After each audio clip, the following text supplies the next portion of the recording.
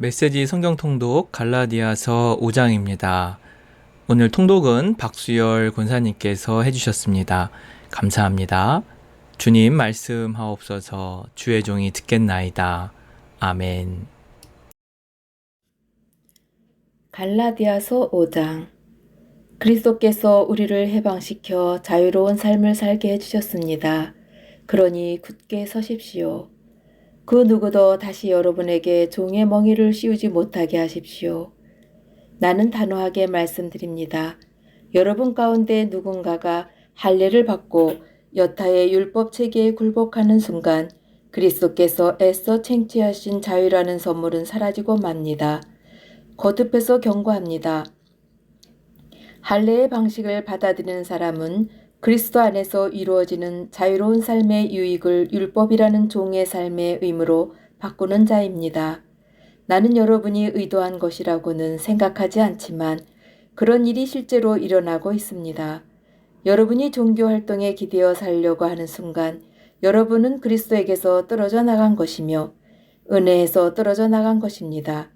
그러나 우리는 성령과의 만족스러운 사귐을 애타게 기다리고 있습니다. 그리스도 안에서는 종교적 의무를 성실히 준수하거나 무시하거나 아무 차이가 없기 때문입니다. 중요한 것은 그보다 훨씬 내적인 것입니다. 그것은 다름 아닌 사랑으로 표현되는 믿음입니다. 여러분은 아주 잘 달리고 있었습니까? 있습니다. 그런데 누가 여러분의 길에 끼어들어 여러분을 참된 복종의 길에서 멀어지게 했습니까? 그러나 그러한 탈선은 애초에 여러분을 경주로 불러주신 분께로부터 온 것이 아닙니다. 이 말을 그저 한 귀로 듣고 흘려보내지 마십시오.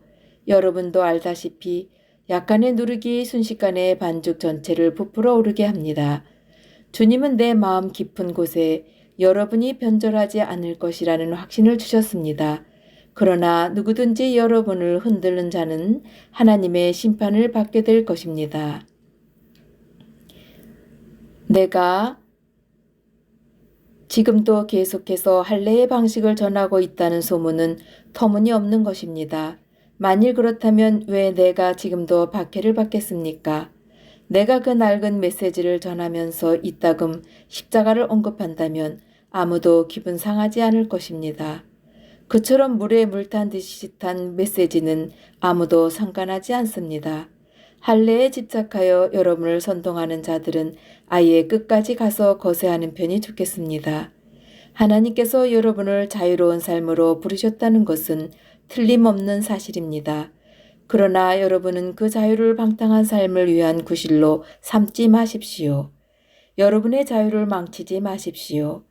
오히려 여러분의 자유를 사랑 안에서 서로 섬기는 일에 사용하십시오. 그것이야말로 자유가 자라는 길입니다. 우리가 하나님 말씀에 대해 아는 모든 것을 한 문장으로 요약하면 내 자신을 사랑하듯이 다른 사람을 사랑하라는 것입니다. 그것이야말로 참된 자유의 행위입니다. 여러분이 서로 물어뜯고 핥히면 얼마 못 가서 서로가 파멸할 것이니 조심하십시오. 만일 그렇게 된다면 여러분의 값진 자유가 설 자리가 어디에 있겠습니까? 내가 드리는 조언은 이러합니다. 자유롭게 살되 하나님의 영이 이끌고 북돋아 주시는 대로 사십시오. 그러면 여러분은 이기심이라는 욕망에 휘둘리지 않게 될 것입니다. 우리 안에는 죄스러운 이기심이 자리하고 있는데 그것은 자유로운 영을 거스릅니다. 자유로운 영은 이기심과 양립할 수 없습니다. 그 두 가지의 생활 방식은 정반대입니다. 여러분은 그날 기분에 따라서 어떤 때는 이렇게 살고 어떤 때는 저렇게 살 수 없습니다. 성령이 이끄시는 삶을 선택하여 율법이 지배하는 변덕스러운 욕망의 삶에서 빠져나오십시오. 여러분이 항상 자기 마음대로 살려고 할 때 여러분의 삶이 어떻게 될지는 아주 분명합니다. 사랑 없이 되풀이되는 값싼 섹스, 악취를 풍기며 쌓이는 정신과 감정의 쓰레기, 과도하게 집착하지만 기쁨 없는 행복, 껍데기 우상들, 마술쇼 같은 종교, 편집증적 외로움, 살벌한 경쟁, 모든 것을 집어삼키지만 결코 만족할 줄 모르는 욕망, 잔인한 기질, 사랑할 줄도 모르고 사랑받을 줄도 모르는 무력감, 찢겨진 가정과 찢어진 삶, 편협한 마음과 왜곡된 추구, 모든 일을 경쟁자로 여기는 악한 습관, 통제되지도 않고 통제할 수 없는 중독, 이름뿐인 꼴사나운 공동체 등이 그것입니다. 더 열거할 수도 있지만 그만하겠습니다. 여러분도 알다시피 내가 여러분에게 경고한 것이 이번이 처음은 아닙니다. 여러분이 자신의 자유를 그런 식으로 사용하면 여러분은 하나님 나라를 상속받지 못할 것입니다. 그러나 우리가 하나님의 방법대로 살면 어떤 일이 일어날까요? 과수원의 과일이 풍성히 맺히는 것처럼 하나님께서 우리의 삶에 여러 가지 선물, 다른 사람들에 대한 호의, 풍성한 삶, 고야함 같은 것들을 풍성히 주실 것입니다. 또한 우리는 끝까지 견디는 마음과 긍휼히 여기는 마음과 사물과 사람들 속에 기본적인 거룩함이 스며들어 있다는 확신을 갖게 될 것입니다. 우리는 충성스럽게 헌신하고 우리가 살아가는 방식을 강요하지 않으며 우리의 에너지를 슬기롭게 모으고 관리할 수 있을 것입니다.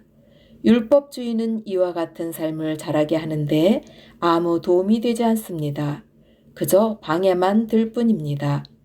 그리스도께 속한 사람들에게는 자기 마음대로 사는 삶이나 남들이 필요하다고 말하는 것에 부하내동하는 삶이 영원히 끝났습니다. 그들은 그런 삶을 십자가에 못 박았습니다.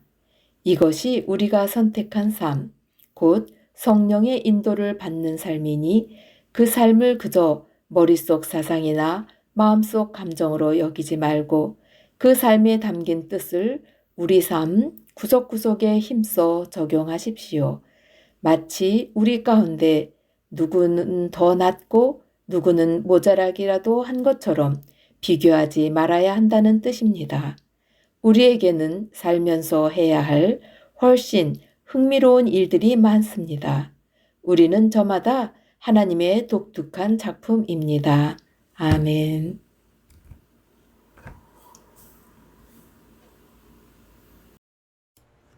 오늘의 묵상 기도입니다. 사랑의 주님, 사랑함으로 자유함을 주시고 성령의 열매 주심을 감사합니다. 아멘.